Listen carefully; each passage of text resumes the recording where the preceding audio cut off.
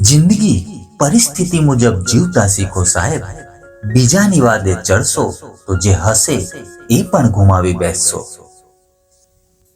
મનમાં જીવવાની ઈચ્છા હોવી જોઈએ. નસીબ બદલાય કે ના બદલાય, પણ સમય ચોક્કસ બદલાય છે.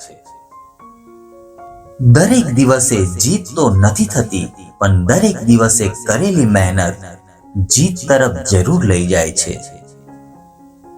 બહુ ખાસ હોય છે એ લોકો જે તમારા એક અવાજ પરથી તમારા સુખ કે દુઃખનો અંદાજ લગાવી લે છે. યોગ્ય શબ્દ અને શબ્દ વચ્ચેનો તફાવત આગ અને આજ્ઞા વચ્ચેના તફાવત જેવો હોય છે સાહેબ. ક્યારેય શીખવાનું ના છોડો, કેમ કે જિંદગી દરરોજ નવું શીખવાડવા તૈયાર જ હોય છે.